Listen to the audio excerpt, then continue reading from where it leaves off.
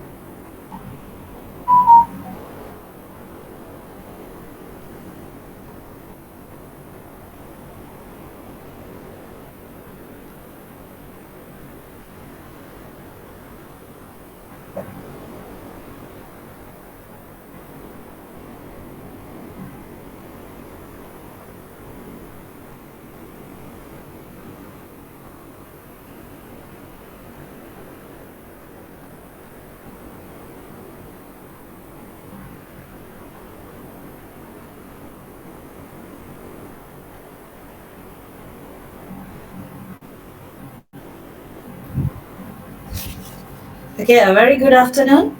Can you hear me? Yeah, can. Okay, a very good afternoon to SJKT LADANG Batarabe Headmaster NCB Armugam, facilitators, headmasters and teachers from SJKT LADANG Batarabe, SMK Sri Matang, SJKT Nilai, SJKT Dengkil and SJKT Taman Permata. In this special moment, I would like to extend a warm welcome to our facilitators today yang berusaha Dr. Lambat Tanah Lindung, Pengarah IPGK Batu Lintang Sarawak, Mr. Ravi Gopal, lecturer in IPG campus Batu Lintang Sarawak, Dr. Peng Chu, founder STEMSELL Foundation from Allied Australia, and Dr. Miro, technical officer STEMSELL Foundation, and also Mr. Tavarajan Subramaniam. Okay, we are here again for another wonderful and valuable program, which are third collaboration STEM project based learning on Runlic Internet of Things and Artificial Intelligence program with IPG Batu Lintang Sarawak. Next, I would like to invite our headmaster, Mr. Armugam Velu, to deliver his speech. எல்லா வல்லுநர்களுக்கும் தாய்க்கும் தமிழுக்கும் வணக்கம். Thank you very much for the speech.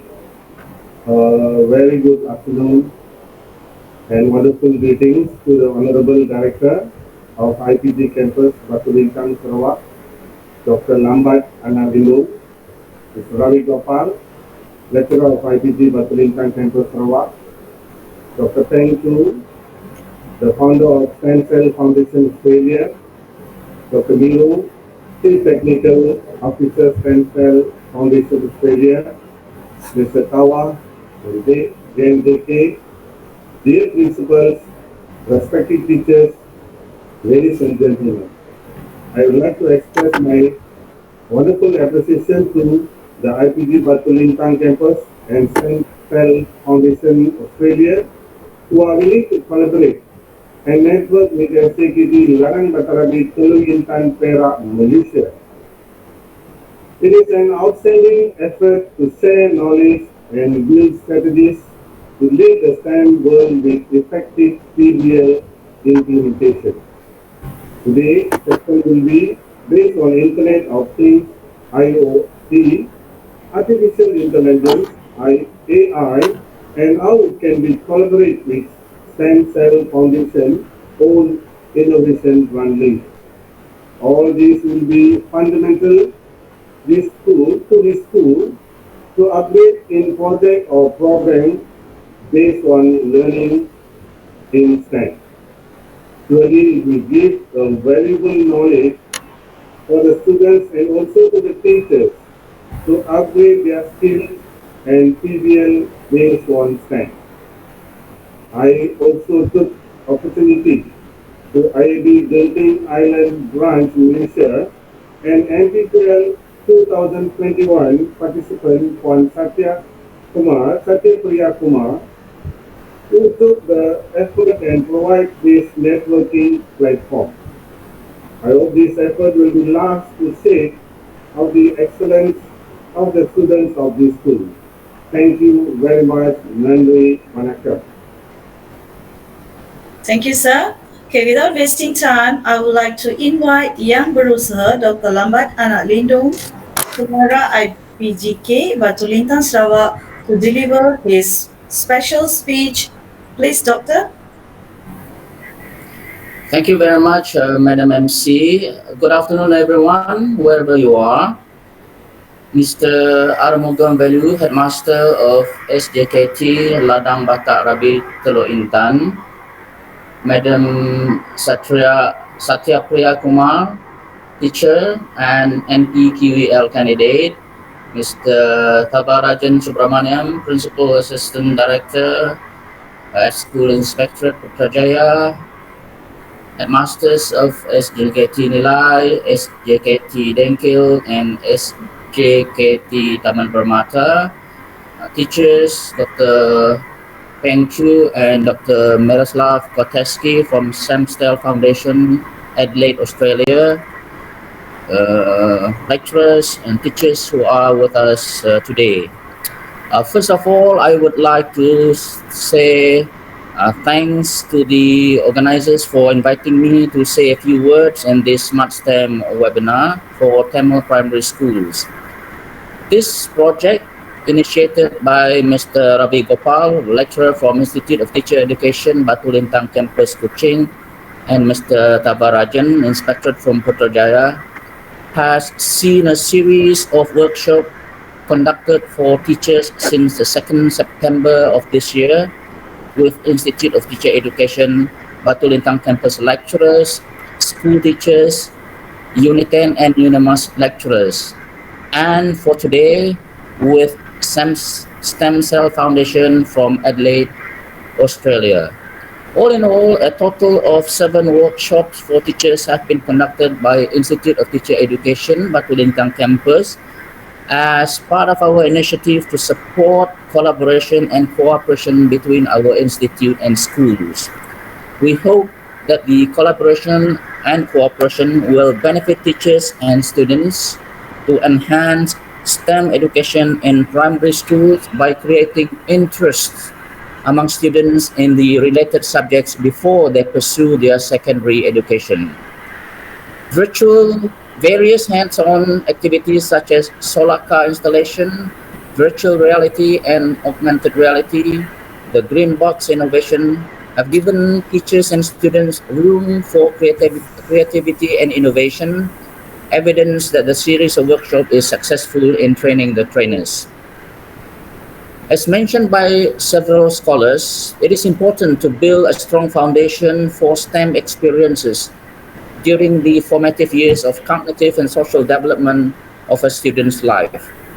With successful research-based learning experiences at the primary level, students will progress to secondary school with a groundwork in STEM learning, experiences, and practice. All young children have the intellectual capability to learn science. They have rich knowledge of the natural world. They demonstrate causal reasoning, and they are able to discriminate between reliable and unreliable sources of knowledge. Teacher preparation and professional development in content and pedagogy should be held frequently and should include the best practices and experiences in STEM fields. As mentioned recently by Professor Noraini Idris, chairperson of National STEM, annually some 447,000 students sit for the PT3 examinations, but only 19% of them qualify and enter science stream in Form 4. Why? The reason is that STEM subjects are harder comparatively, and many parents believe that there's no future in STEM. Additionally, based on education graduates in 2019 from local universities, science graduates only comprise 1/4 of the total number of graduates. This scenario will greatly hamper our efforts to produce IR 4.0 talents in line with industry demand. Back to this webinar, I would like to congratulate everyone on its success. Headmasters and teachers who participate in our workshop are given certificate of participation, while speakers and moderators are given certificate of appreciation. Our Teacher Education Institute, BATU LINTANG campus in Kuching here welcomes future collaboration and cooperation with any SJKT from the peninsula to enhance STEM education for the future benefit of our young children in higher learning, skills training, and correspondingly acquisition of decent jobs in a prosperous and developed nation. Wishing everyone a fruitful webinar. Thank you very much. Thank you, Doctor. Thank you. Okay, next, without wasting time, I would like to invite Mr. Ravi Gopal, our moderator, to continue the session. All right. Thank you very much, Dr. Pengarah, and also Guru Besar, Mr. Mugamilu. Yeah. So our webinar will continue today. Yeah, with two extinguished speakers from STEMSELL Foundation. They'll be talking about the Internet of Things and artificial intelligence. I think, as I mentioned earlier, there are 12 clusters of technology, as mentioned by Klaus Schwab, the World Economic Forum president. And out of the 12 technology mentioned, one of the most important technology is artificial intelligence and Internet of Things. Yeah. So therefore, we would like to invite Dr. Peng to address or to share his views about his STEMSELL Foundation and about the subject first before we invite Dr. Miroslav. Dr. Peng, please. Yep. Thank you so much, Ravi. Good to see you again. And I think I see a few familiar faces here, even though I can't see the whole 27 people here. And I think I saw Mr. Velu there. At least I got to see him the last time. And good to see you again, and some of the other teachers. And this is the first time I meet up with Bangara of BATU LINTANG. Good to see you, sir. And I'm not far from you. Originally, I'm from Brunei. Yeah, so we are pretty close neighbors, and it's really a great pleasure to be able to tell this very special Borneo story. Call it a Borneo story, Pen Borneo story, right? And as well as obviously now going into Perak, isn't it? The school is in Telok Intan. And so the journey that I have experienced to share with all of you is that of quite extraordinary, in the sense that I discover a lot of talents in Malaysia. And some of them obviously have taken on board this technology that Miro is going to show you, that can help every mother and father to achieve their dreams of why they send their kids to school in order to get a job, I suspect. Yeah, like my parents sent me to schools in order to get a job so that we can help back the family. As simple as that.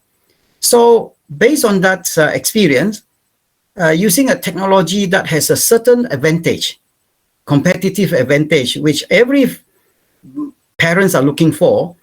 So we said then to end up getting a job, we will use this technology maybe to help parents to help their children to win 2 types of competition. Yeah, the hot subject today is STEM with Internet of Things, if possible, with artificial intelligence as well. So if we have somehow the opportunity to help children from 10 years old to 20 years old during their journey in that certain section of their education journey from 10 to 20 years old to win maybe 3 to 5 major STEM competitions with social impact. And I think naturally, the next step will be applying for a scholarship. Let's say by the time they are about 16 years old, pre-university, and just about from 5, if they can win a foundation scholarship to go to colleges, like so many of them, right? Teller come to my mind, Sunway, so many other colleges that could provide them with that free education because they have proven themselves to be worth it, having won 3 to 5 major international STEM competition with social impact. And so by then, I think the chance of winning a full scholarship in the university for 3 to 4 years is very high. By then, you can see that the opportunities start coming thick and fast, because by the time, let's say, the student have that scholarship in university, I think by the second year, the student could have internship with some of the big techs and the big fours, United Nations even, right? And even with ministers, we have interns here with our government ministers while they are doing their university studies.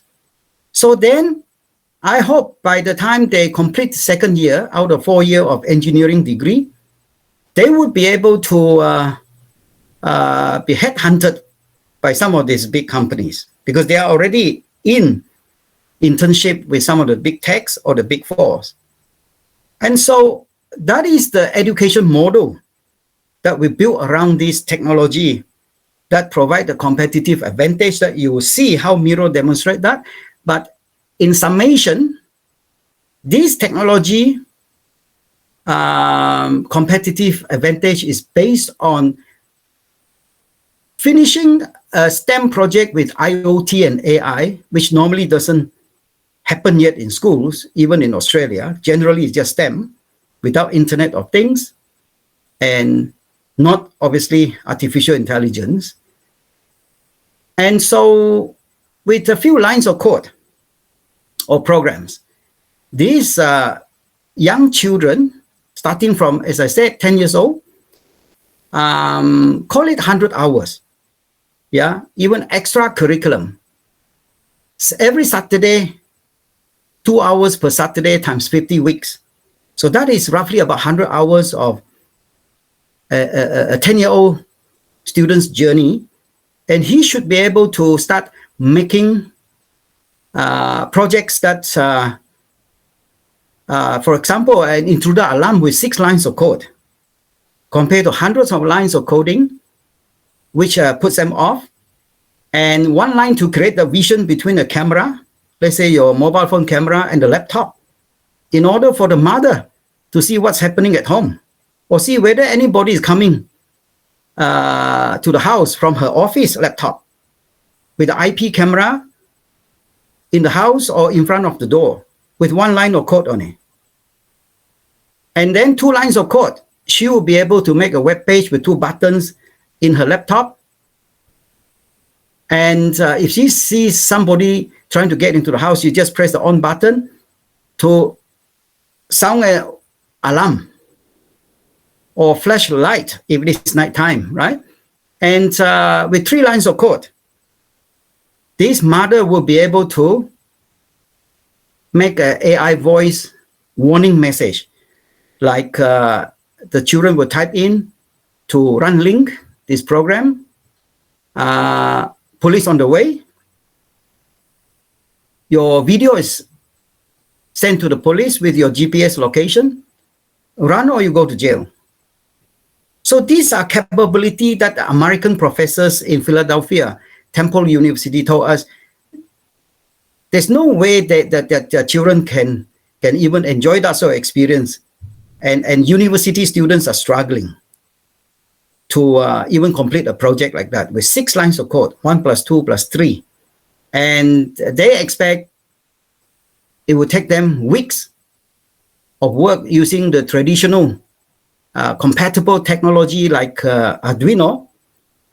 And whereas these young students, after a short few hours of training, they will be able to complete that project to ignite the interest. I hear Bangara say that this STEM, together with Datuk Noraini and all these World Economic Forum and so forth, that STEM rise very high. But unless you have the competitive advantage like this, they are going to be blocked. Their creativity, their ideas, their imagination will be blocked because the fire is not there to ignite their interest in STEM. Whereas imagine, with the help of parents, they will use this technology to make a lot of projects when they are about 10 years old. They can even go on television, like in Cameroon, George, 13 years old.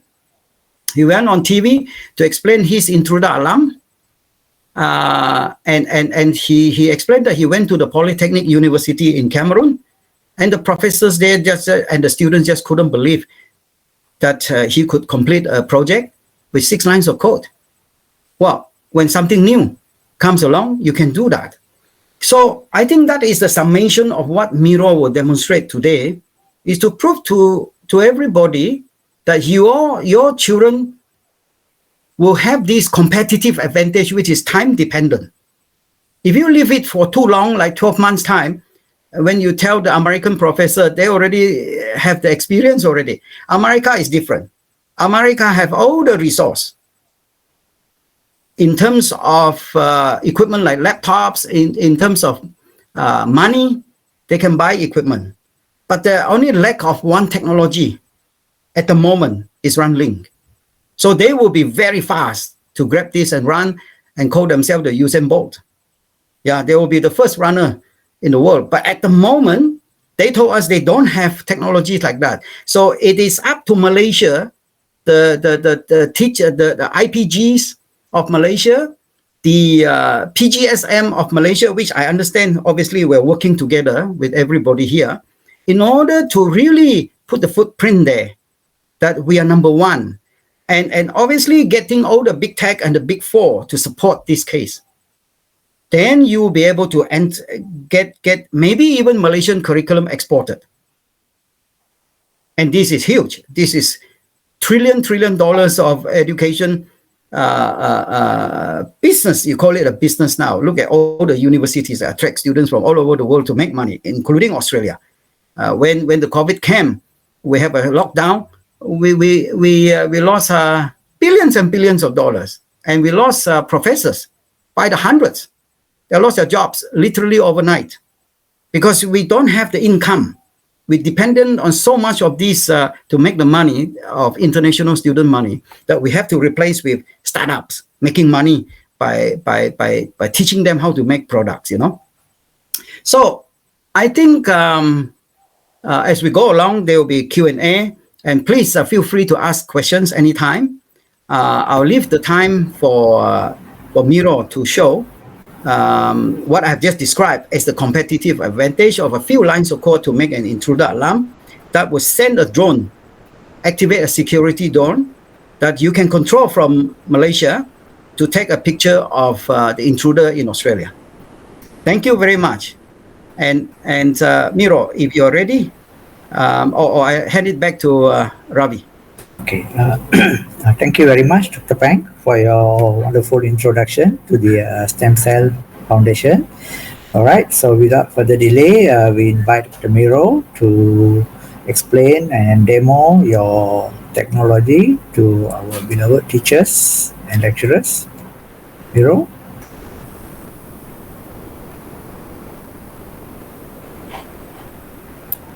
Okay. Yes. Thank you, Ravi, and thank you, Dr. Peng as well for that wonderful introduction too.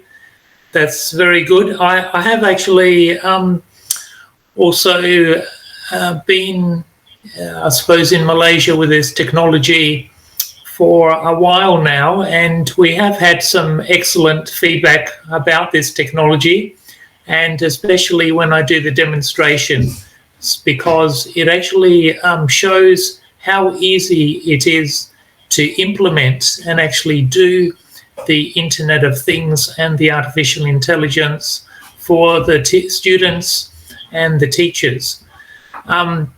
Sometimes these technologies have been said to be very necessary, which everybody is saying, but if it's too difficult for the teachers, then it becomes a wall and a stumbling block, because they try and then they fail.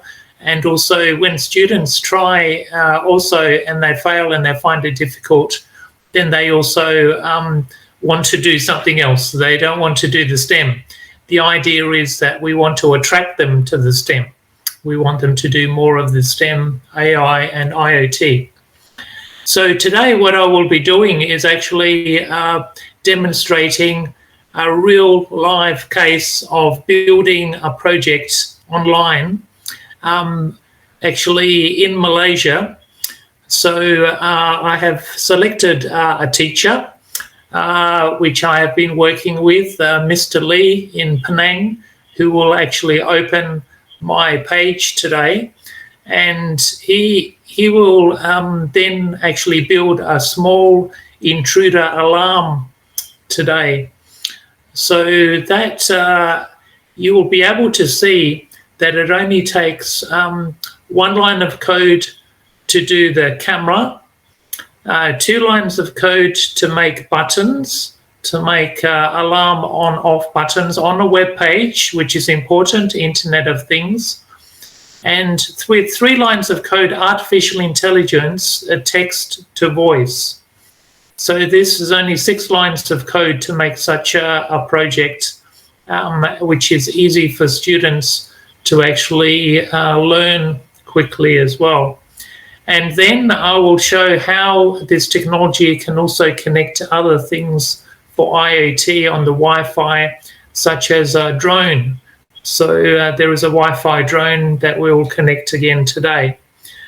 So before I do that, I note that this session time is 2 hours. Is that correct, Mr. Ravi, or is it less than that? Yeah, it's correct, Dr. Miro. Okay, that's all right. So what I want to do is just quickly present this 1 line, 2 lines on a PowerPoint which I have set up. So let me see if I can share the screen. Okay, can everybody see my screen? Yes, we can see it. Okay, very good. So the technology is called Runlic, because it actually is able to link to so many things. And as I said before, with just 1 line of code, we can create vision on a web page. So for example, from the telephone, we can then create the vision onto a laptop, and there is a document on how to do this easily. What's important is that compatible technologies actually take 100 lines of code or more. It actually takes a lot of lines of code to do this.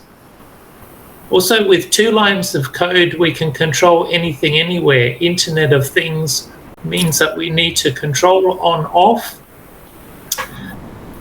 Okay, and with 3 lines of code, we're going to include artificial intelligence, voice as well. The technology is able to actually do even more, because of course we need to do data sensing, we need to do data logging, and then control IoT and AI. So the sensing and the data logging are also included. what's important to note is that, like I said, other technologies, it seems to be very tedious and complex, which means that even for university students and engineers, they find it difficult. But for teachers and students, it's like asking the student to climb the stairs on a very, very tall building, very, very difficult. And this is even before they start to do any IoT or AI. Whereas the Runlic, we see even from 9 years and upward, it is like taking the lift. So there's technologies such as Arduino, which have proved to be very difficult compared to Runlic. And we have professors also, and there was a professor also in even in Bhutan who actually wrote a paper about this.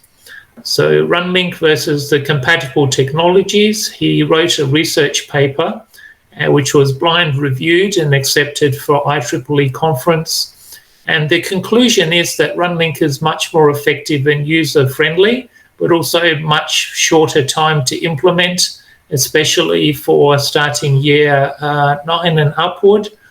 This is important that they can get started, okay, and also that they can continue, whereas the other technologies become very complex very quickly. Okay, so what I'm going to do is actually demonstrate the technology, and then we can discuss further the implications of this and how students can then use their creativity as well. So my Runlic controller here is in Adelaide in Australia, but I'm inviting Mr. Lee, who's a teacher in Penang, to actually open the page. So let me check if Mr. Lee has the page open. Mr. Lee, if you have the page open, can you please share the page as well so that we can see this web page, which is, I will describe further. Okay, thank you. And thank you, Mr. Lee, for helping today. By the way, Mr. Lee also has a group of students which has been doing the Runlic and have been progressing quite well too. So maybe we can hear some feedback later. This web page here, sorry, Peng, did you want to say something? Okay, so this web page here, I'll just move my camera so you understand about this Runlic web page. The web page is actually inside my Wi-Fi chip here in Australia. So there is a chip here on the top with a little red dot, and the web page is actually being hosted inside this chip. So anyone can open it locally on the network or also across the internet. I've made it available so that it becomes a window into this controller. Okay, we've seen many controllers for STEM, and of course we have wires such as the blue one, which we can connect to the relay box, which can turn on and off the lamp as well. Okay, and this is connected to port C4. Okay, port C4. So Mr. Lee, if you can go down to C4 and make it a digital out. So these are the controls that we see. And straight away you see an off, a red off. That means that there is a signal here on my controller, but it is off. So when the signal is on, then it will switch the magnetic switch relay box and also the lamp. So Mr. Lee, you can test that simply by pressing that red button. So if you click it there, okay, you see my lamp is open here in Australia. So the web page is not here in Australia. The web page you see, I'm not sharing that. It actually is being presented by Mr. Lee, who is in Penang at the moment. Okay, so we can turn on and off across the internet very quickly. You can see and test quickly. This can be also a pump, or it can be a fan. It can be many things. So next to C4, Mr. Lee, can you please type in the word LAMP, L-A-M-P, and this is so that we can also get the students to make it automatic for the intruder alarm. So for the intruder alarm, we will also be using a sensor. This is a light sensor. It is connected to C7. So Mr. Lee, can you select C7 as a analog in to measure the voltage. Okay, we have voltage going in. So when I cover this, then on Mr. Lee's webpage, then the number goes down, and when I uncover it, it goes up. So this can measure the light, turn the voltage into a digital number, digital computer, and then it will actually show the level immediately on there as well. This can be a temperature sensor. It can be also can be a pH sensor, a soil moisture sensor, many types of sensors. So Mr. Lee, just on C7, if you can please type in the word sensor, then that will be important. Okay, sensor, excellent.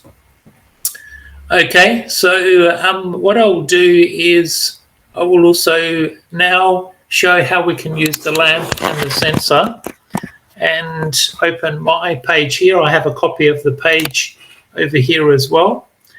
Okay, and let me do that. I will share my tab. Excuse me, I'm going.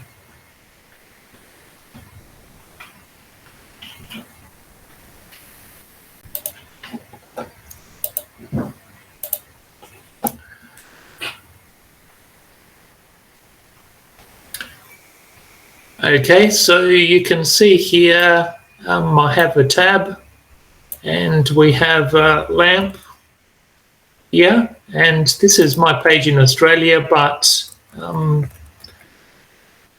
this is just to show you what we can do. So then we can actually create some simple code for the alarm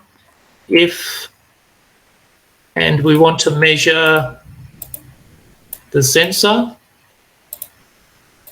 and then check if the sensor is under a certain level, say 120.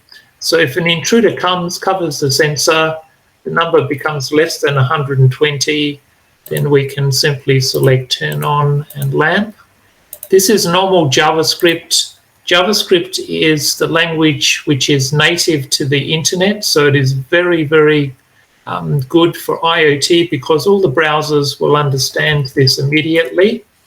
So teachers and students do not need to install any software. They can use the browser immediately, which they can, the Runlic will run immediately as well.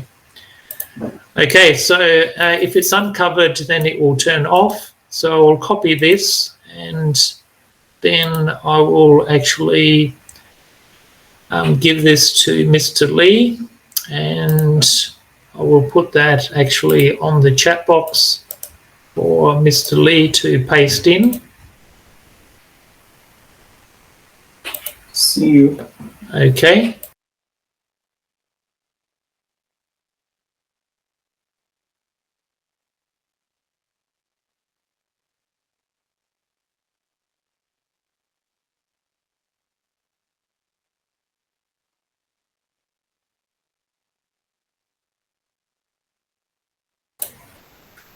Okay, sorry, I was muted. All right.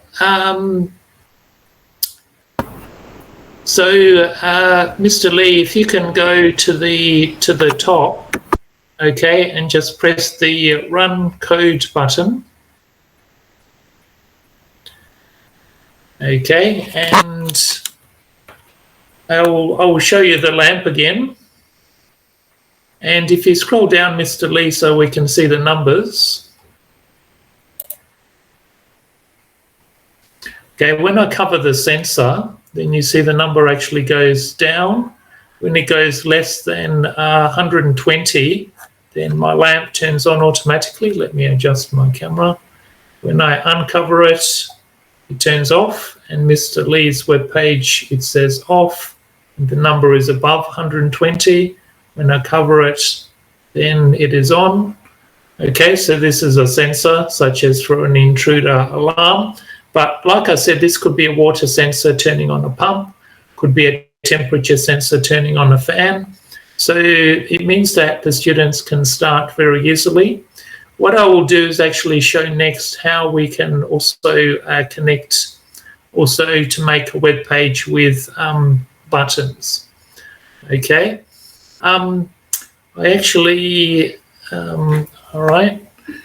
So I'll share my page again. But in fact, before I do that, I might just ask Dr. Peng just to say a few words, because I just need to step out for a minute as well before I share that page. No problem. Okay, thank you. So I think maybe this is a chance for, I think, how many of us? 37 now. Mr. Ravi, these numbers, I hope, will not increase to 370. There's some more in there. So maybe this is a chance to get a quick question in from teachers, if any. Any questions at all that you can throw at us, we'll try to answer that. I think this will unleash a lot of creativity, a lot of sparks for discussion. Any questions, please? Any questions at all that you can throw at us, we'll try to answer that. I think this will unleash. Sorry, is there a question there? I can't hear properly. So if not, I will just try to clarify a little bit. Sorry, is there a question? Okay. So what we're seeing here, just to make clear, is that the drone will be controlled from Malaysia. The drone is actually in Adelaide. And so you are actually changing the program inside the Wi-Fi chip in Australia from Malaysia. So imagine the capability of this technology from anywhere in the world. In a case like this, we could have 100 students from all over the world with teachers from Malaysia teaching them. So also imagine, after what you've seen, Miro and Mr. Lee has shown you, imagine there is, I don't know, 100 drone demonstration per day from Malaysia. How would that change the branding of Malaysia in terms of its capability in IoT, STEM, AI education? You know, so it is just that sort of lateral thinking that is going to attract a lot of attention. First up, yeah, if you can get the big tech like Google, like Intel, like Microsoft to sponsor, which is not a lot of money, for 100 drones, and then with 100 schools doing demonstration every day for maybe a specified period of 3 months. How would that change the perspective of Malaysia's learning capability of their students? And of course, the drone demonstration, you invite students from different countries, from Africa, from Europe, from ASEAN, from India, to control the drones. So I just leave that thought for you in order to try to solve all these difficult problems of what Datuk Noraini has already impressed, that there is a decline in interest in STEM, which is going to obviously create a huge problem for any economy that want to develop, because this is it. This is the space that will create the jobs, the Internet of Things. And you have now the competitive advantage that Miro is showing you right now of doing something that the others cannot do. Thank you. Miro, go ahead, please. Thank you, Dr. Peng. Very good. So this type of control that we've shown so far, many controllers can do this, even though other controllers could, of course, be more difficult. Notice that I did not have to send any code into the chip or anything. We can simply run code, but we can also see the sensors too. Now, the next step of the intruder alarm is to put it as Internet of Things to make a web page as well. So I will share also my screen for this web page to show you. So this is again my copy of the screen. It's not connected, but we have a box which is the HTML. HTML is actually what creates a display. It is what, when you see your browser, it is the code behind the browser, such as this line here I've put is the title on the top, the text, alarm control web page. And H1 is a heading, one is large. Then on the web page we will make a button. So you can see simply that we have a code which says button, and then when we click the button on click, then it equals turn on a buzzer, and on the top we have alarm on. Alarm on will be at the top. Okay, also if I want an off button, I would simply copy this and place it here. One of the important aspects of this compared to other technologies is that because it only takes 2 lines of code to create on and off button, we don't need to import libraries. We're not asking the students to actually just copy something they do not understand. We can actually step through very easily, and then they can be productive and see some results very quickly as well, which gives them confidence quickly too. So let's see how this works. I'm going to also copy this and then paste it so that Mr. Lee can put it onto the web page to put it onto the chip and the Runlic. Mr. Miro, there is one question here from our lecturer. I read out the question, yeah? Yes. Apart from using Runlic to control things remotely, what else can it do? Can it be, can it be used to create computerized adaptive testing? It is in the chat box. Huh? I guess the short answer is yes, and how it can be used to do that is because JavaScript is actually quite a good, complete, complex language which can use mathematical formulas, graphs. I've seen students even do simulations on their web page with moving graphs, for example. And even today, you'll be able to see with the drone that we can also get a graph of the height of the drone in real time as well with this technology as well, and also have the camera in real time.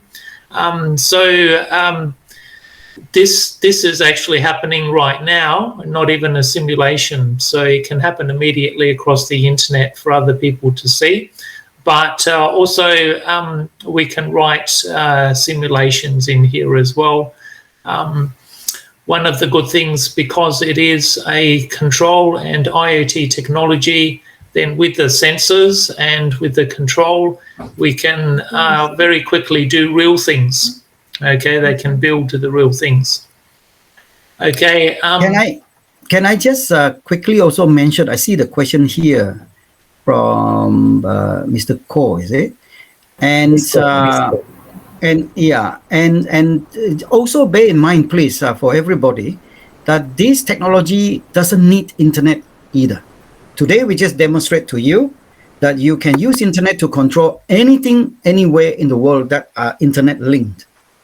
But if you don't have internet, you can use your local Wi-Fi, just as good. So this same demonstration, you can do it locally within your school without internet. So some remote schools or houses don't have internet, so they use the Wi-Fi, the local Wi-Fi to do that. Yes. So just looking at who's that? Ko Chung's question again. The adaptive testing, for example, of course, IoT can be used to do things like measuring water quality and measuring soil quality, or the pH level of a biogas monitor, which this Runlic is already doing, and the salinity, etc. as well. So that type of testing and assessment can be done and also put in a graph and then logged and shown. Okay, Mr. Lee has opened his page again, which is good, and he has pressed the stop code and run code to rerun it. But Mr. Lee, in the code it actually says turn on, turn off buzzer. So you have to also open the port C5 because the buzzer is connected to C5. So we need to select also and make sure that's connected to our code. So go to C5 and make it a digital out also, like the lamp, but it is a buzzer. So you need to type in the word buzzer in lowercase and then press the stop code and run code. Okay, so even though my controller is here in Australia, Mr. Lee is actually doing the controlling and making the web page. When we go down, we see a preview of the web page. So this is connected to the Runlic as a preview, but the web page can also be made separately, and also we can get a link very quickly, which many of Mr. Lee's students are doing at the moment. So, Mr. Lee, if you actually press the alarm on button on that web page, will it turn on my alarm? I have a buzzer connected to C5. So if you click that, okay, can everyone hear that? Okay, I'll move my camera. There is actually a buzzer here on the table connected to C5. It's very loud. So press the alarm off, press the alarm off button on the web page. Okay, very good. I wanted to show you just this little bit, just to show you how the Runlic works with the various boxes. But of course, we would carry on with more workshops. What I do want to show you is a more complex display to add to our intruder alarm. And that is so when the intruder comes, we want this artificial intelligence drone to be sent by the Runlic. It can also connect to the network. So the Runlic can have many things on the network which can be all together in the same project. At the moment, I have a sensor, I have a lamp connected using wires, but because it is also a Wi-Fi technology, this Wi-Fi drone can connect to it. Also other Wi-Fi devices such as the phone. So for example, we could include the camera from the phone in our project, or we can include other things also on the internet.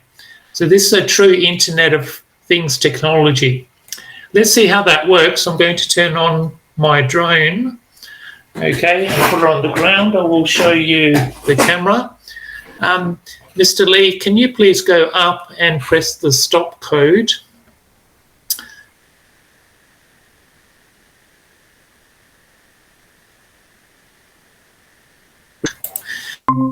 And Mr. Lee, can you then go and press the get button? Okay, near that stop code, there's a get button. That one, yes. So press that one. And okay, the code is not in this chip. I had difficulty with my other chip, so the code is not in this chip. All right, I'm going to have to load the code into that chip as well. So there might be a few minutes delay for that too. Peng, what I could do is I could present the creativity graph if you want to go through that while I just get the code also for the drone as well. Thank you. Yeah, so the soft skills that come to this STEM project, creativity plays actually as important as the STEM. because creativity, we know is equal to imagination and ideas plus other things, but these are the two main things. And so with creativity, the research by NASA basically says that by 10 years old, the creativity has declined to about 30%. So by the time the student is 15 years old, it's about 10-12%. By the time they're in uni, at about 20 years old, it's about 2%. So you can see it dropped down from the 3 points. It's an exponential decline graph. That makes it difficult for students as they progress towards their education journey to have these extra sort of ideas and imagination according to the research. Whereas using Runlic at the early age, you then maximize their creativity. Let's say they start from about, as I said, 10 years old. You still have about 30% of creativity. And it's very apparent, you can see that, because the tools is in their hand. Young students, they just think of something, they want to do it, and they will do it. For the adults, it's almost like you wish for something, your wish will come true using this technology. So creativity links to obviously problem solving. So we started this journey by saying what today's workshop, problem-based learning, PBL. Yeah. And so then we use creativity to combine with the problem that we set for them, and then they will start solving the problem, especially with social impact. So that allows the other soft skills to come in, like you have communication, you have team building, you have leadership, yeah, you have the critical thinking, you obviously have entrepreneurship, all holistically combined together. So the kids are capable of this. From about 10 years old, you give them 1 year, the extra curriculum sort of 100 hours, they will be able to demonstrate to you what the NASA graph of creativity is correct. And so is there a graph that you wanted to share or what just now?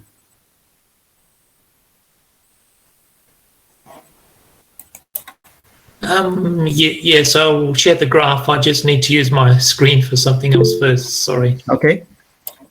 But that's what this famous NASA research has shown.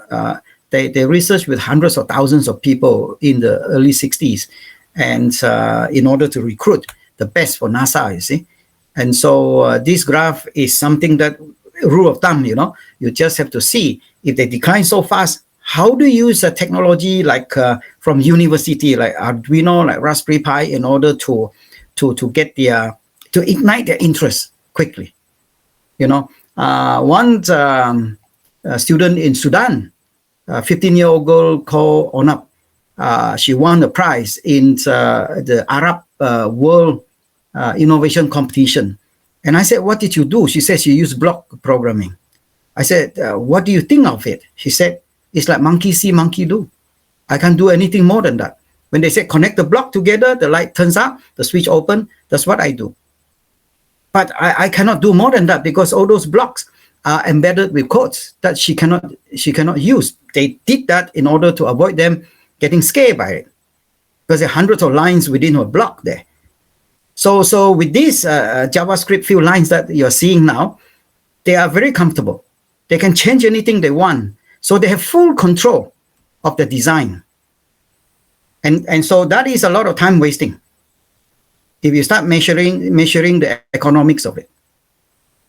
And this is not just Arab countries. The whole world is based on that at the moment, because they don't have access to a technology that we can now put into blocks too. But the blocks that we have actually has text along it. And Miro can explain that a little bit more later. If they want blocks, we'll give them blocks. But those blocks are actually industry strength programming, not those embedded blocks that have hundreds of lines of code inside in order to make it simple for the kids to ignite their interest on it, not actually real learning. That's our lesson from Sudan. So you ready to carry on?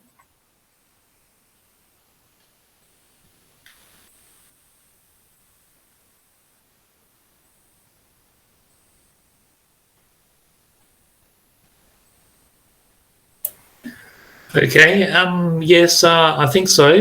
All right. Should I present that graph just quickly so everyone Just quickly, yeah, understands the if you have graph? it. Yeah. Sure. So seeing is believing.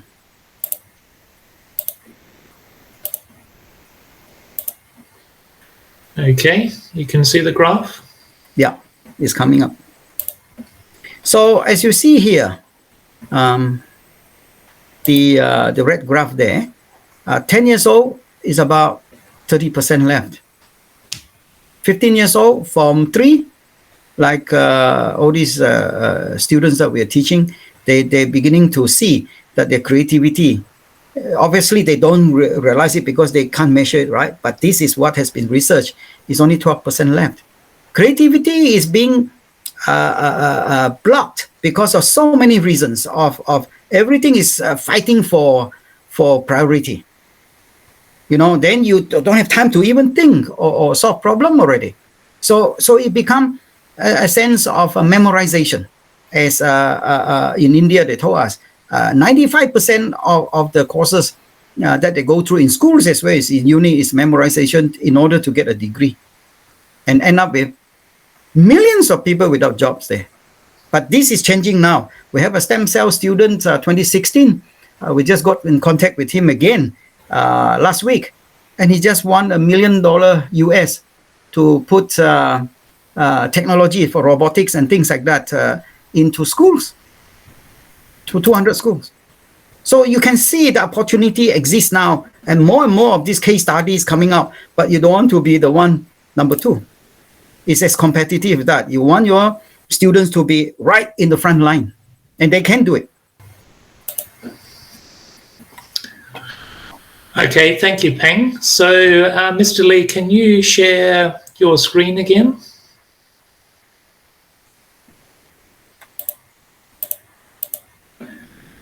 And while you're doing that, I'll just also make sure my drone is connected.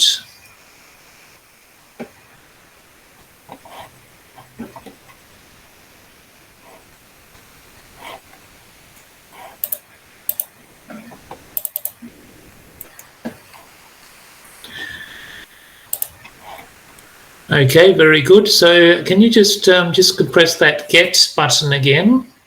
Okay, the Wi-Fi chip, the Runlic Wi-Fi chip can also contain code, so we can also send project code into the chip itself, which makes it convenient because then other people can also get the code. This makes it easy also for teaching if we need to help a student in this regard.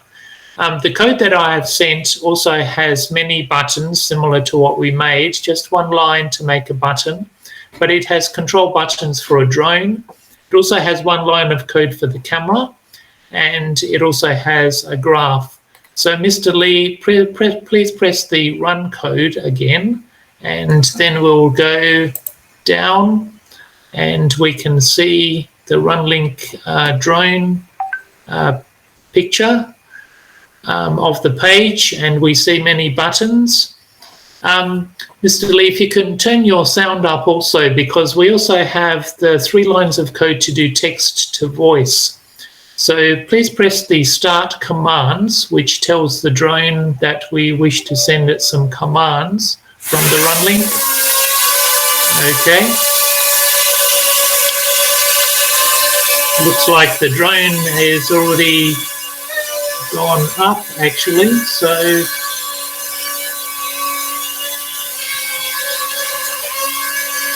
okay.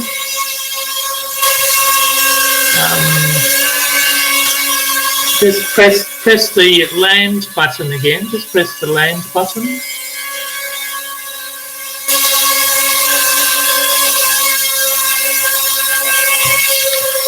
Okay, just press the land button. Okay, I can't see your cursor on there. Did we hear any voice just then? No. I Okay. couldn't hear the voice. So you need to share the voice. Okay.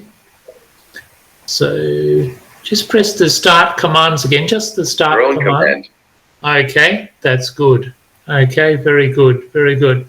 Okay, so we sent the drone up and across just now, so you can see some video from the drone already, and that there is a height graph. But we can also get data from the drone. Mr. Lee, if you can press the battery percentage. Can you press the battery percentage on the top right? Drone get battery. So we can see that 83% battery, and even the temperature. There are sensors inside the drone. So press the temp degrees C,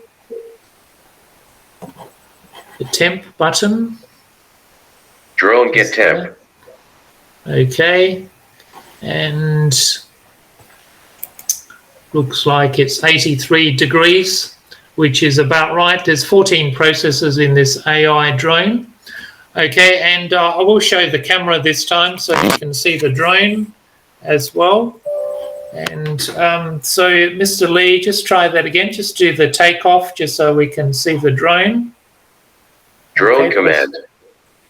Press the takeoff button. Just press Drone the takeoff. one. Okay, and then press the up button, and you'll be able to see that it then goes up on the graph. Up. Drone up 20. Yep. Okay, that's good.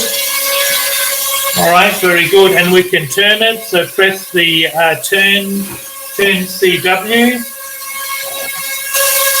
Drone CW90. Okay, so you can see it turning. Press it once more, and in fact, the camera will be turned then towards the poster. So Drone turn. CW90. Okay, very good. So what I'm going to do is I'm going to ask Mr. Lee also whether he can do more complex tasks. The Runlic is going to ask the drone to do a flip. So Mr. Lee, do a flip forward, okay, on the top right. Flip Drone forward. flip F. Okay, you can see it's much closer now, very close. Do a flip back. It's going too close to me. Drone flip B. Okay, that's better. Okay, very good. Okay, that's very good driving, and you can see the drone is up a bit higher. Let me see if I can get my camera on the drone. Very good. So, Mr. Lee, press the land button. Land. Drone land.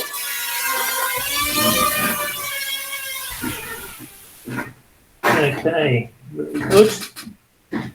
So we can see that we can measure the sensor. There is actually a sensor underneath here for infrared sensor for the height, and also a camera for stability. And that is how we're getting the height graph. Okay, in fact, you can see when I pick this up, then the sensor is actually still responding and working on the drone on that height graph as well. And actually, so is the camera, I think, too. All right. So what I will do next is just to show that in the code, we also have, it says less than 80 for the intruder. So when it senses the intruder, then it will do the text to voice to say that there is an intruder has come. And so alert intruder, sending security drone, and then the drone will be sent to go up and then go around and take camera video to send to the police.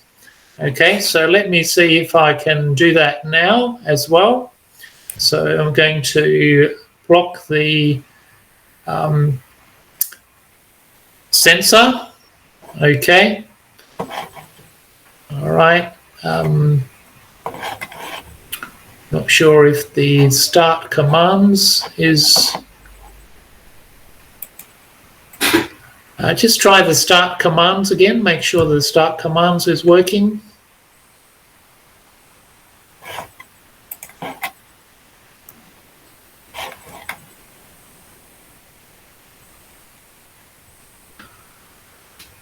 Okay, did you press the start commands? Drone command. Okay, all right. So if the sensor then goes less than 80, okay, then the drone will be sent. Let's just also take a look at the sensor at the top. The sensor, okay, looks okay. So you can see the code is actually in the JavaScript loop in this case. It says disabled, so can you just make sure that's analog in? Intruder has gone. All safe. Drone land. Okay. So now it has a sensor, then you can see the AI voices can sense that there's no intruder. Okay. Also, can you do digital out on the lamp, just so that it can activate the lamp as well when the intruder comes? All right, good. So when the intruder comes then over here to activate the lamp. Alert intruder detected sending security drone. Drone takeoff. Drone up 50. Drone CW 360. Drone CCW 360.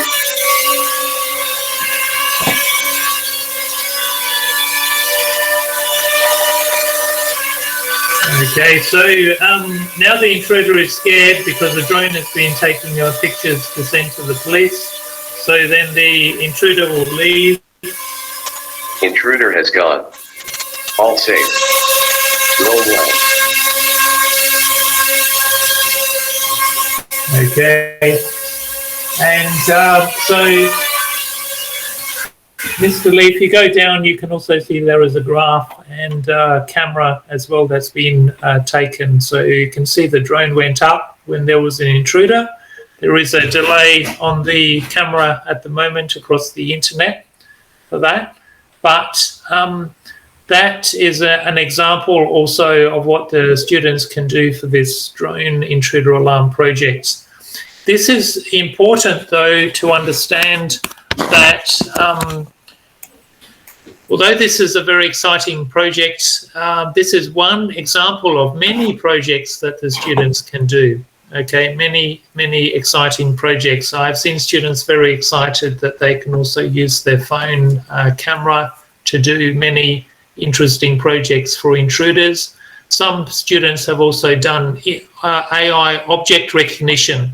So when they hold up, for example, their mouse in front of their camera, then the Runlic can also make it speak and say this is a mouse, for example. Or when they tilt their phone, Wi-Fi connected, then it can drive their robot using the Runlic as well. So there are many applications too. Okay. All right, so we see the potential and we can see how easy it is also to get started. So this is why I'm doing this, to show you how the Runlic actually works as an introduction. And we have many projects documented as to how to do this step by step.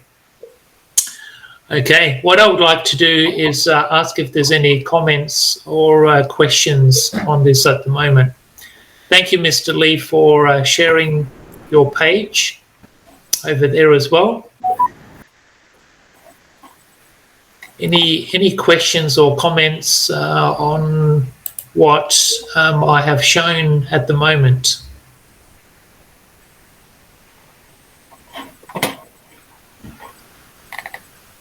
Okay. Maybe we can ask some questions to get the Q&A going.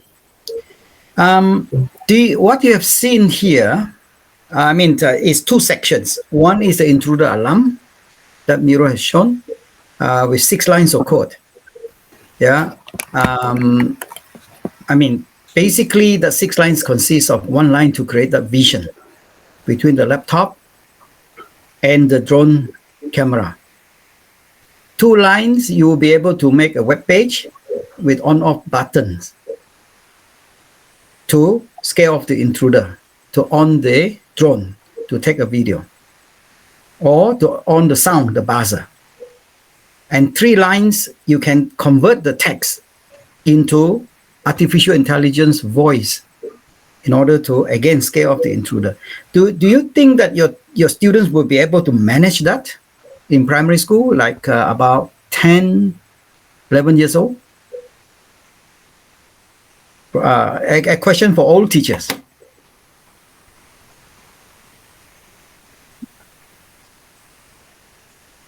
Can respond in the chat column as well. Yeah, in chat, or we can have a live chat too.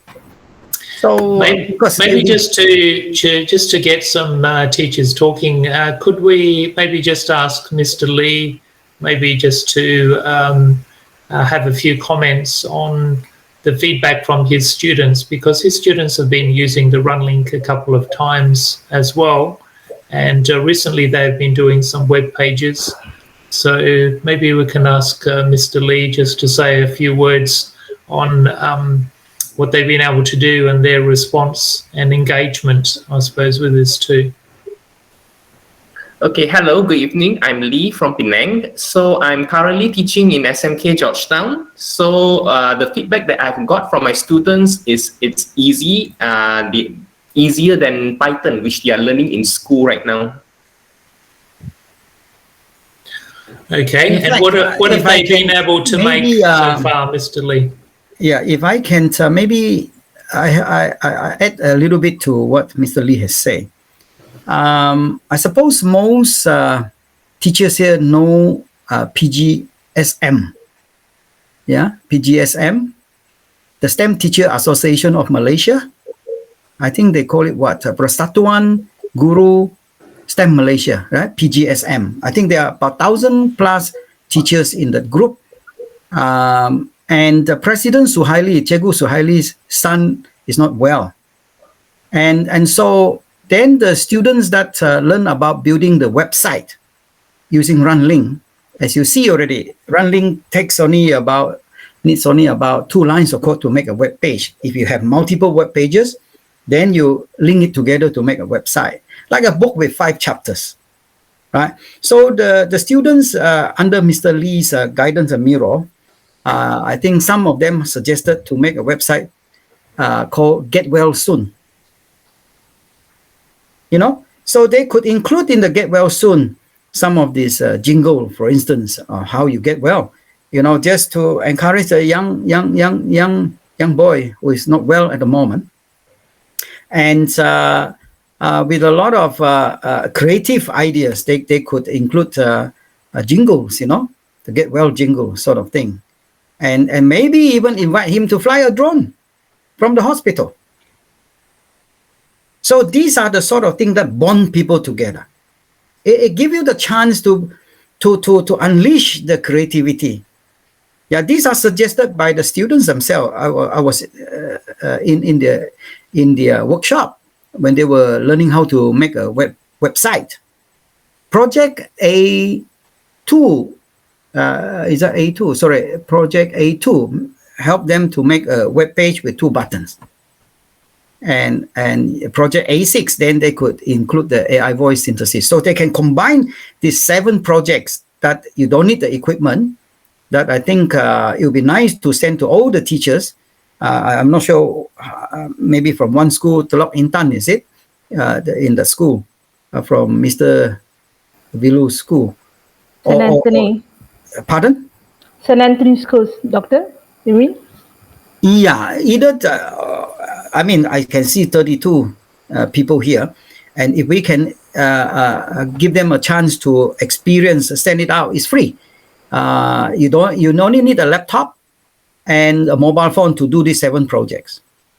So that will give them some sense of what we have witnessed today, and that they can use that to build even a website. A website that express what they want to do next time. It's like a CV, their own personal website.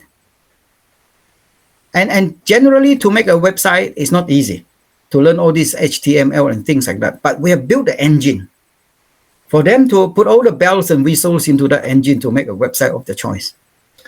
So they can make the website even before they have the Runlic. So they can already do AI voice and many of the things even before they get the kit. So they can try that as well. I see also a teacher has commented that Scratch is a fundamental coding on there as well. And Scratch is using the blocks, but the difference here is also that with the JavaScript, it is actually used by 70% of the professional programmers in the world. So it is actually a skill which students can then progress to as well. So we will also put in similar block programming into this Runlic as well, which actually looks like Scratch, but it can actually create JavaScript, and they will be able to see how to match it to the JavaScript as well. But the skills is actually very important. So it's important that what they use is the skills, and they learn the things that they will be able to learn. In the past, this has been too difficult, and universities have had to do it. One university student that had a final year project to put 2 buttons on a web page, make a web page and control things with buttons, said that it took him about, was it 5 months, 3 months, many months. Whereas you can see that this only takes hours instead of months to do this. Today we have even shown that once we know how, we can do it within even a few minutes. And it's only 2 lines of code. So when he saw this, his face changed and he said, "Eureka, I found something." And he went and told all the schools from the university. So he saw that it was very different. In fact, there's a real example from UPM, right? He's an agri-science student. He's not a programmer, not in engineering at all. And so he has a hydroponic smart farm project in the nursery, which is quite far from his classroom. So every day he has to go and turn on and off the light. During the daytime, he turn it off. During the nighttime, he turn it on, so that you have photosynthesis with the light, right? And so he was struggling for weeks until he nearly gave up. And teacher told us most of the project never finished, which is real shame, because they asked their friends from engineering using Arduino, please help. And so for weeks, he couldn't finish it. When teacher introduced Amirin, I think his name is, he spent 3 hours, he finished it. He go and pick up the kid all the way from UPM. He drove down on a bike on a rainy day, he said, to Klang. It just happened at that time. This is about 2 years ago, 3 years ago, when a student from Adelaide, our intern, went home with the kid, you see. But he lives in Klang. So this boy drove a motorcycle, ride a motorbike all the way there to pick up the kid. In 3 hours, he finished the project. That's something memorable that it's hard to forget things like that. So he's found a job. He's working now. He's coming back to mentor another 15 students from UPM, I think in the next week or two. That we are working with UPM in the economics center, not even engineering. Because this economics professor was asked by the previous Minister of Education to solve the problem of graduate employability, GE. And I think there's a few 100,000 of graduates not employed, like 300,000-400,000. I said, how are you going to solve the problem? She said, we teach them soft skills. We teach them how to solve problem. I said, the problem is they don't have a job. So how do you teach them how to solve a problem with critical thinking and marketing and things like that? They're waiting for a job already. Don't you use STEM? No, you know already we're from the economics department. She got huge funding, few $100,000, in order to help the minister to develop case study to solve that problem of graduate employability. And a lot of these graduates actually come from overseas, from Australia too, from America, from UK, come home, of course the local too. Add up after so many years with so big number. And so we did a workshop, and this is where Amarin appeared, and he got a job. Because he have a story to tell. All we can do in such a short time, it's not like I have 3 years to teach them. In such a few hours, few weeks, they got a story to tell that when they go job interview, tell me what sort of a competitive advantage have you got? I tell the truth. I was struggling for weeks. I couldn't finish my project. It looked like I'm going to abandon it. But thanks to this professor introduced Runlic, I finished it in 3 hours. And so he's coming back to mentor them, give back. So these are live examples that I hope that some of the teachers can join the workshop.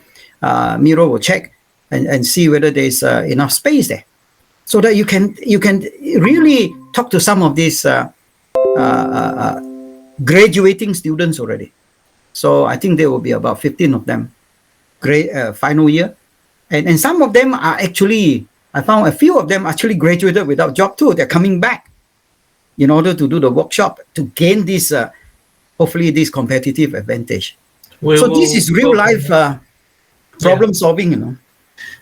Just on the side, I've also put in a link to a web page made by Runlic, which is show that to make every house a smart home, to implement the 5 UN SDGs. So this actual web page was actually made using Runlic. So the Runlic actually, the student that made this web page did the Runlic and also described what the Runlic is about, how to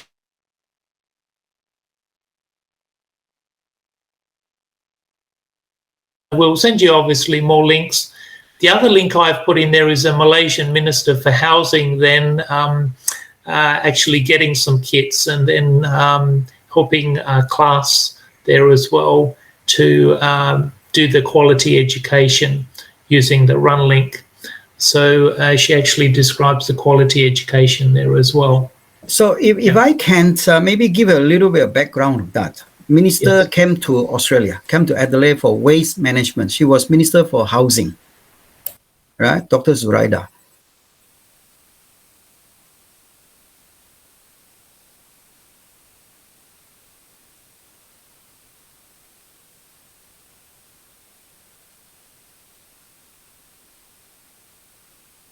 Buy some kits and give it to the local school, right? The local school.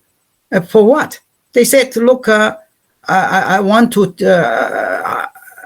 we have people in our electorate. So we want to give them quality education. In one school, it doesn't matter. So what being a minister for housing, she said, why not make every house a smart home? But how do you make a smart home? Give them quality education. Yeah, the link will show you. This is done in Australia, but this is now our signature project globally.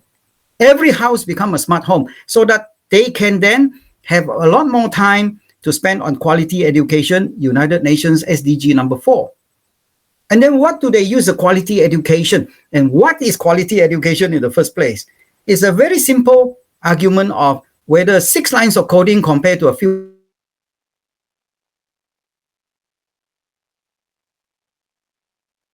They have the competitive advantage to win the competitions. That is quality education. Then how do they apply it? They say, what about replacing all these online games? All these online activity that's extremely harmful during the lockdown or no lockdown. Yeah, you got cyberbullying, they can be subjected to. They get the identity stolen. Every parent's a nightmare as soon as they touch the computer and the internet in Australia. In every country that have the internet at the house, in the house. So why not use some of this time on building projects like this? You know, fly a drone, teach them sensing, data logging, control, Internet of Things and AI. 5 things on the web page. Yeah, go and win competitions. So good mental health, United Nations SDG number 3. So use 4, SDG 4, quality education, to solve the problem of mental health, you know, which is SDG number 3. And then they could have gender equality, give quality education to the girls, not necessarily inside the house, their neighbors in Africa, also they can do that. So then the time is being shifted into applying the quality education to have SDG number 5, quality, gender equality. And the last one is maybe a smart farm. A single plant smart farm, like growing mushroom, that they can experiment and use Internet of Things, sensing, data logging, and AI. So you have 5 SDG in a big signature project, like every house into a smart home, in order to get United Nations, UNESCO, UNICEF, UNDP to fund them. Because these are the sort of exceptional, extraordinary thinking that these kids will be showing to the adults. You know, we are teachers like you. We are teachers too, except that we have a global school that we teach every day, non-stop, back to back, you know. And then we would like to combine some of these students, if you allow us in, on a Zoom or a Google Meet to your classroom when we conduct them, or your students can join our teachings. So that is spark ideas. So that is just an off case of a minister decided to provide quality education to her houses. Every house a smart home, especially during COVID-19, during her electorate, the students cannot go to school. So they don't have a chance to, I suppose they will be playing games if there's a chance. You know, so she decided to try to replace that. So which is a fantastic project. And obviously being a woman, she's very, very interested in gender equality. And so we are linking her to ministers in Australia. And now I think she's shifted into plantations now. So in Sarawak, Ravi, Cikgu Ravi, if you have friends who are in plantation growing pepper, let us know. We'll get your students to be trained and hopefully become an intern of that minister.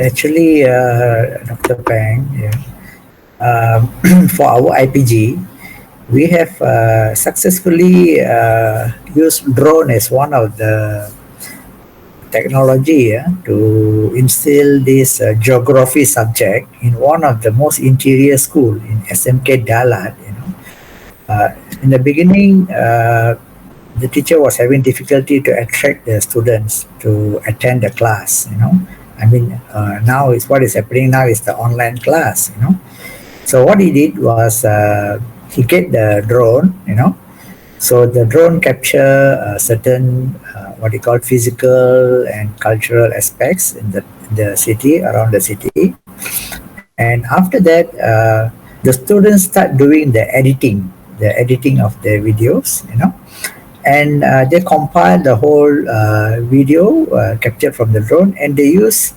the virtual reality box, and they also combine with the Google Street, you know. But this is, I'm just sharing of what we have done and completed. Fantastic.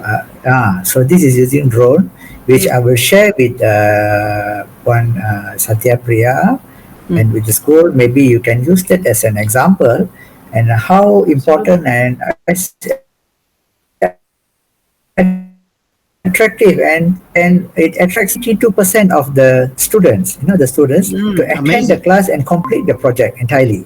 Amazing. Yeah. So this is how the drone can be applied in the education, and especially in the geography, and even the history subject. You know, some has already applied in the history subject. They use it the Google Street, the VR box, and they combine it, and they use what they call to the national parks. You know, especially in Singapore.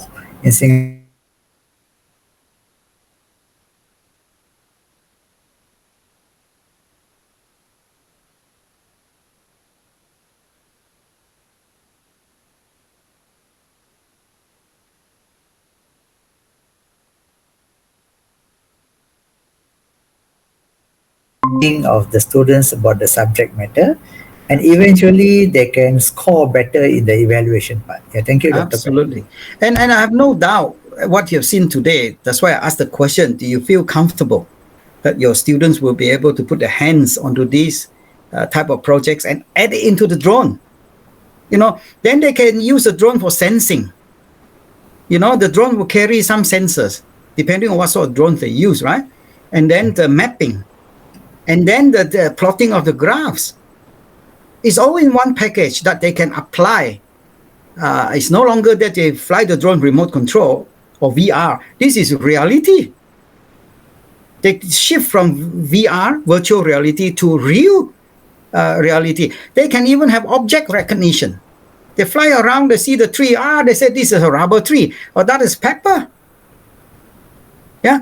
So this is unlimited, especially with capability like Miro, who has been the master inventor for the last 40 years. Yeah, he started programming assembly language at the age of whatever, 13, 14 years old. So he has all the skills to be able to impart and share with these kids. And I have no doubt. I asked that question because I already know the result. They will do it. We teachers, as I said, we are teachers like you. We just have to facilitate and let them through. We are like a barrier. We leave the barrier, they'll run through, man. And I've seen it all over the world, 12 countries, and increasing very quickly. I think in October, we'll be doing a drone demonstration with a university in Philadelphia, America. They bought 10 drones, and they bought all the kids. And as I said, America have the resource and the capability, except the technology resource is not there. So this is the chance that we will be able to work with IPG, BATU LINTANG, and show the American Teacher Association. It is actually a teachers association we'll be showing the drone to. You know, Miro is invited through this professor to demonstrate to the Physics Association teachers. And then, of course, they have STEM and so forth. There's so many. There are billions of dollars worth of funding there. But they don't have your story at the moment. They don't have this story of IPG, BATU LINTANG.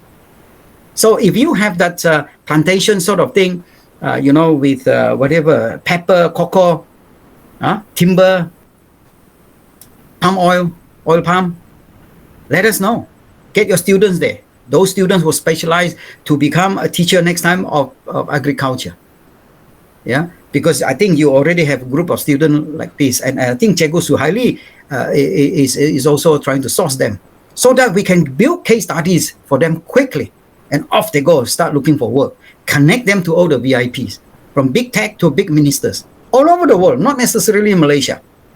Suddenly, there is borderless now. I mean, this professor in America would want to pick the brains of these Malaysian kids. They don't even have to go to US to study. What for you go there? They don't have the technology that you guys have in Malaysia. Keep the money in Malaysia. And this is talking about billions of dollars. You know? And so there's a lot of economics in this project, more and more so. And students are building websites called, in Sudan, they call it Runlic, PricewaterhouseCoopers, which is a finance company, one of the big four. STEM Economy Challenge. They're not going to wait now. These are winners. These are young inventors that have won prizes. So they are very hungry to go ahead. Within 1 week, we train them with the basic 7 projects. They haven't got the kids yet. It's on the way from Malaysia. We have kids in Malaysia sent to Sudan. And now they're building websites ready to engage PwC now. They will never need to finish the project. PwC will be at the doorstep.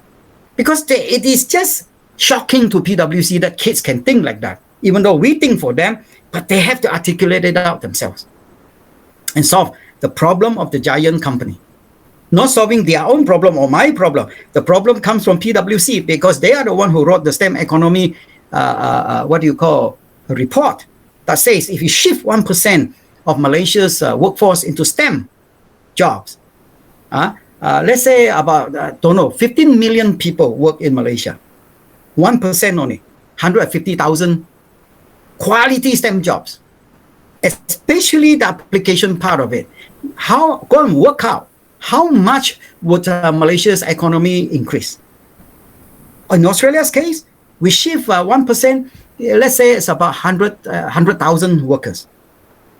They predict $57 billion Australian per year. So a young kid, 15 years old, 14 years old, 13 years old, can articulate that with PwC Penang, where Mr. Lee is, or PwC KL, or KK, or Kuching. They will come to your doorstep. They will start funding you. Like I said, 100 drones is nothing for them because they're going to make money out of this. Let's be real about this. I always hear all of us are struggling together to get equipment. They are going to make money. So why don't you put down the terms? If we help you with this technology, for you to globalize this, you arm every teacher in Malaysia with a stem cell chip, and provide them with the drone so that they can fly your flag. Nobody is a loser. Everybody is a winner. From especially the parents' point of view, this project would de-stress them. Because look at all the things that we have experienced of no time because we're on the way, we're rushing, you know, we're having our lunch in the car, going for that was SAS, you know, St. Anthony's School. We're on the way to our tuition, man. We're in the car talking to you. And we all the broken lines. That was before the COVID. You know, thanks to Dr. Selvaraj, a friend of Ravi. And I'm sure Satya too. Yeah. He's a real Elon Musk. He just wants to do things quickly. Yeah. So we will pick on that and run with it. And now we have champions coming out of it from Telok Intang. So I hope that HM Vilo, you will be able to get your kids onto this quickly together with teachers from Kuching, from KL, from everywhere, because it's online. Anybody who's interested, like Mr. Lee, he's got a bunch of kids. The first time I hear was, look, they have to tell me the truth, you see. If this is hungry students, they have to tell me. If they are not interested, they have to tell me this is a very difficult environment school. End up, we got the students going, a few of them. So hopefully inspire more. So many of these stories, like CDW, Convent Butterworth School, yeah, they fundraised $30,000 for about 100 students' families because they lost their jobs or part-time job, not enough. Yeah, the kids are not even fed properly. 30,000 ringgit by the sponsors. So one student said, do we just let them take these bags of food home and that's it? We don't even say thank you to the sponsor? So the student said, why don't we make a website, a storytelling app using one of these 7 projects and say thank you. Not only thank you, we'll give back to the sponsors. Yeah, how do we give back? We'll teach your kids, the sponsors' kids, the projects that we have learned. How wonderful, heartwarming. But that is problem solving. That is what kids need to get them spark off like that. That will be in them forever. Because you change the course of their thinking already. One is just fundraise 30,000, take it home, and that's the end. But the students said, no, we use Runlic to say thank you to the, to the sponsors and teach our kids Runlic competitive advantage. So all the kids can go and win these competitions until they get a job. So it's complete. And it is just that narrative. It's just a short narrative of how do you apply a competitive advantage of a technology that can help you to get a job. And so if we follow those 3 steps between 10 years old and 20 years old, or whatever you adjust it to suit, I just give you a range.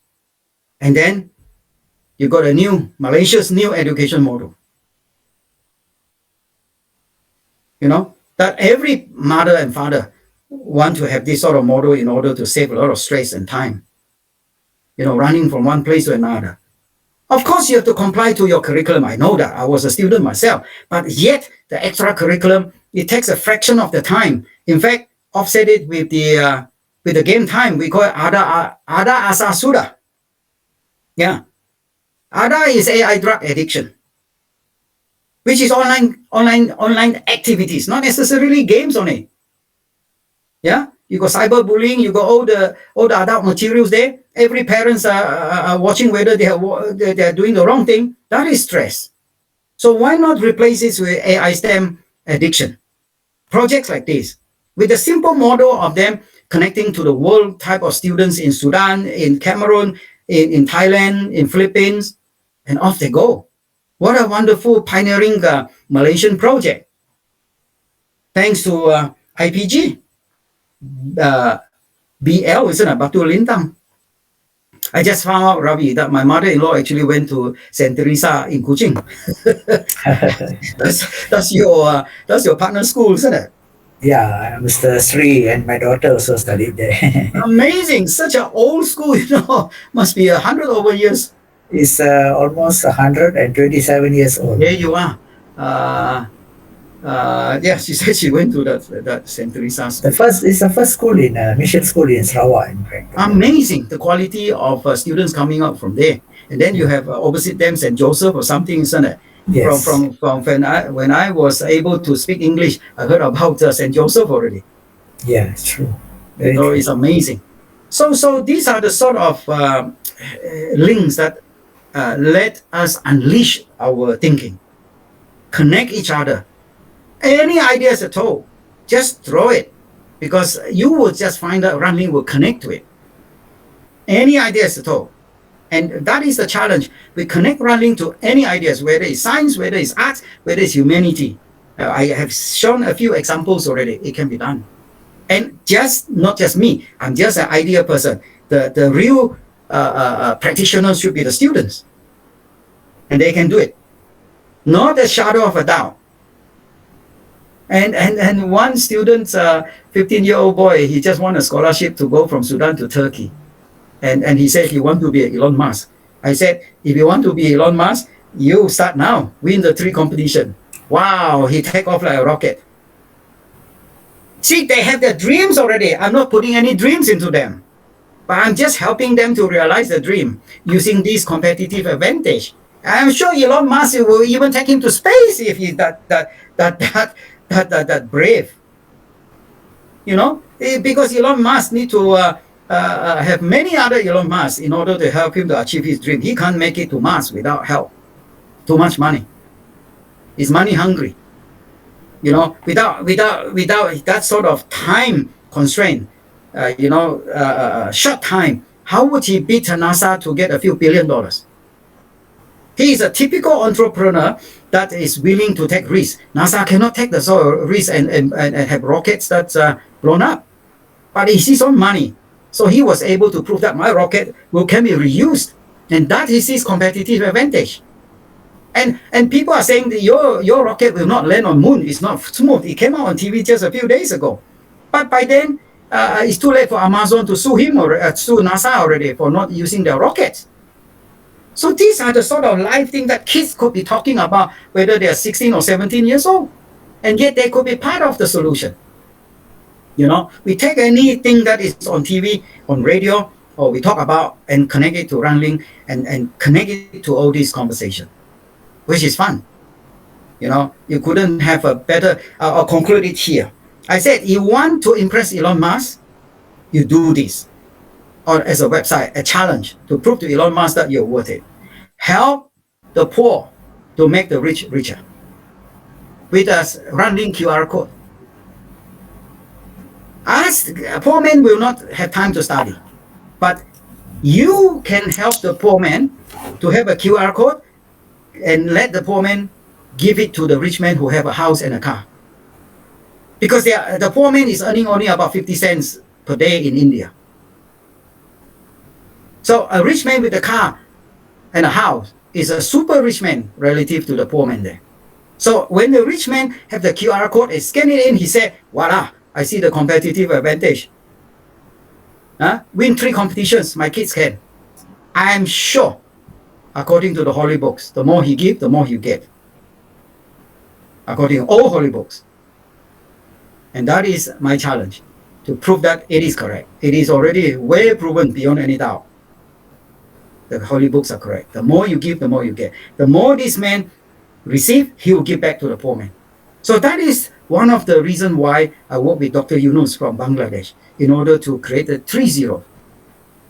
You can incorporate that to your students' website. 0 unemployment. Using this competitive advantage. Technology competitive advantage. And then 0 poverty. Once you have a job, your poverty go away. And then the most important one is a 0 net carbon emission. So on books like that. That's why we invited him to come to Australia at a cost of about 100,000 ringgit. But all community money. I just get the idea of Yunus coming here. And everybody stop and say, Peng, you don't have to do anything. I'll shut down my office. And I'll put on about 7 staff for you.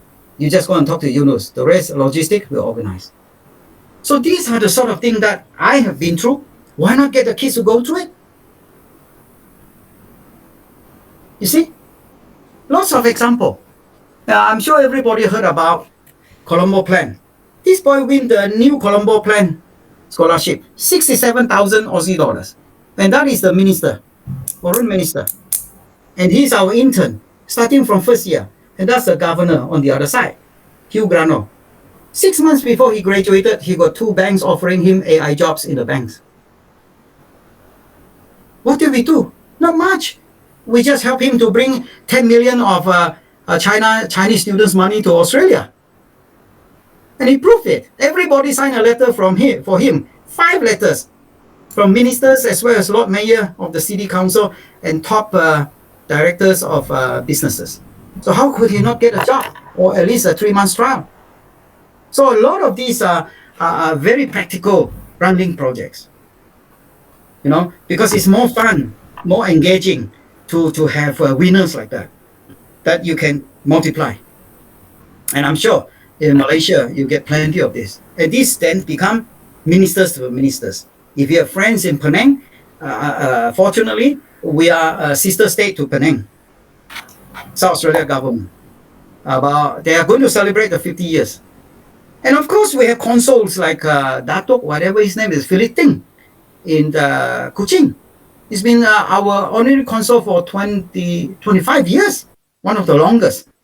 And I think it's him that helped to build up this Swinburne University in Kuching, right? It's on his CV. So again, he would be able to take this project and hopefully give you some sponsorship and get the students mobilized through training the IPG teachers, helping them, which I'm sure you started already. But with this, you can have a proper, a proper system set up, which we have here in Australia, now starting in Bhutan already, and the USA too. University School Formal Mentoring Program. We call it RAST, R-A-S-T, Runlic Artificial Intelligence Skills Transfer. So once you have structure like this, the big techs and the big four will come and support it. We never need to finish the project. You just need to start off with the idea and prove it. At least prove some part of the concept. The rest, because they are there to make money. They have competition between the big techs, like Google advertise here on TV now. They want to sell their Google Chrome laptops. And of course, you have Surface from Microsoft. And then you have Apple too. So because of these students have their own case studies, then we'll match them up with these big techs and use them as interns so that they can get jobs. And it's not just Malaysia, it's global. It's no longer just a Malaysian story, it's a global story. Your students will reach out to anybody in the world and have the same story. And that is the power of disruptive technology. We just signed off an agreement with the Australian government in Nepal. We are just a minor player supplying the technology. This agriculture business has 300 people they employ. And so we supply technology to make smart farming there. And one of the key criteria is gender equality. Again, use this. I'm here to help you to use these sort of stories to connect to your own stories in your local environment. Because it's already been done. It's a template. Why go and reinvent the wheel? Takes a long time. That project took about 5 months to sign it off. But it's a government funding project. No matter how big, how small it is, you can multiply that. Because if you connect IPG to Runlic, then you say they are using Runlic also, then you got to match up already. For your plantation or whatever, fish farming. And then you got our consul there, honorary consul Philip Ting. Get him onto this sort of please, the next workshop. Get Philip Ting to say a few words. Datuk, Philip Ting. Okay, Dr. Peng, I think we are nearing the 2 hours time period. Sure, thank you. Thank you very much for your valuable input. Yeah. What Dr. Peng is, I can just summarize, the hands-on is very important in STEM education, we are talking about syllabus. Our syllabus is very perfect. You know, there were even questions is where is the STEM syllabus? There is no syllabus for STEM because it is interdisciplinary, you know. But if you look carefully at what we have done with the other schools, uh, the syllabus is there on the energy, you know, on the energy base, you know.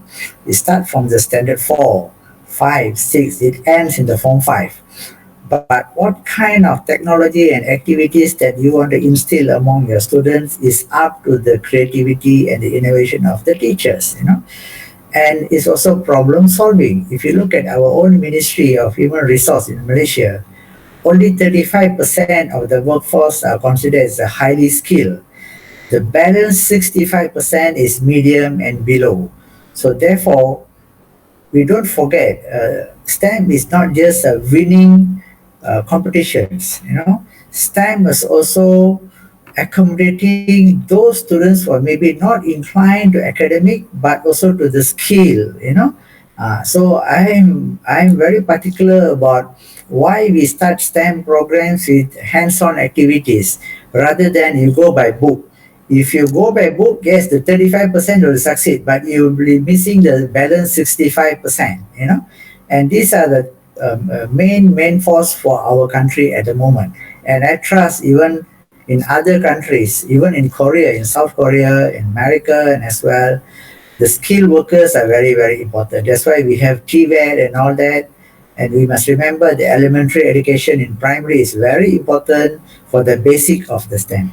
So with that, thank you very much, Dr. Pang, Dr. Miro, for your valuable input. You can always have a follow-up session with them.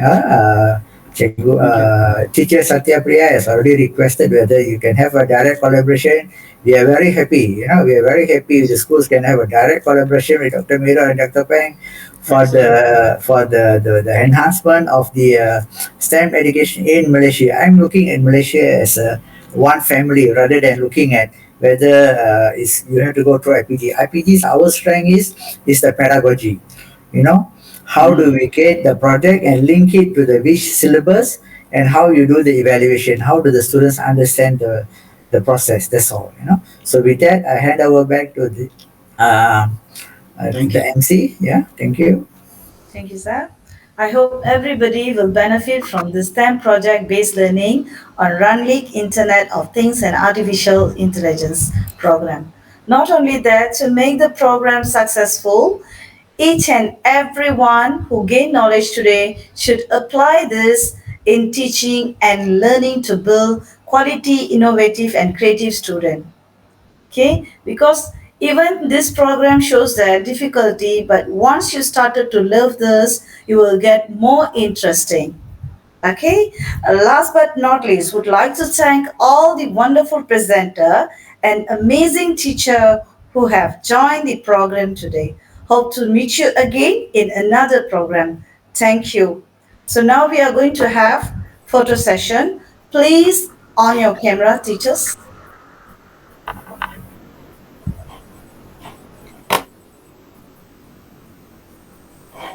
Teachers, please on your camera. We want to take a few photos. Yes, I will take the photo. Yeah. So teachers are all from Perak No, and Kuching. some of them are from Selangor and some of them Okay. from Negeri Sembilan as well. Nice, nice. So there's a few schools. There's a few schools there are a come few together. schools. Lovely. Yeah, but I they think Miro collaborate. has put in his number as Cikgu Ravi suggested. Maybe throw questions at us. Make contact. Make groups. Yeah, WhatsApp group. Okay, sir. Okay, done. Thank you, Thank you. everyone. Thank you, sir. Thank you, Dr. Miro and Dr. Peng. Welcome. Thank you so much. We have a blast. The Australians say. Yeah. Yeah. Thank you We very really much, learned a lot. Mr. Pang and Dr. Vito, Mr. Ravi, and everyone. Yeah, I personally want to thank everyone, especially Mr. Ravi Gopal and Mr. Gayatri Ganapati, Dr. Peng, and Dr. Miro. I introduced this program to SJKT LADANG BATAK because I know the benefit of the program STEMSELL. Sure. Because Absolutely. previously my son involved in this program too. Yeah. Yes, Darren, isn't it? That was Darren is that Yeah, Darren in St. Darren. Anthony? Yeah, Yeah. Look, there's a long story. We went as far as UM to demonstrate the St. Anthony before the COVID, Yes, sir. 2018 or something. Look, Yeah. it's a long journey, learning. It's lifelong learning. And we enjoy as much as you all do. And there's a lot more to come. And so I think what I enjoy most is the networking. Yeah. Okay. And new formulas coming out of things like that. If Mr. Velu, HM Velu, if you organize the drone demonstration, we'll be there. You just have to get ready. Tell us the time and the date. We're very fast. We are Elon Musk. We can't wait. Yeah, we will contact you, sir. Elon Musk too. Okay, sir. Okay, doctor. Thank you. Thank you. Thank you so much. Bye for now. Yeah, thank you. Thank you, everyone. Thank you. Thank you. Thank you so much. Bye.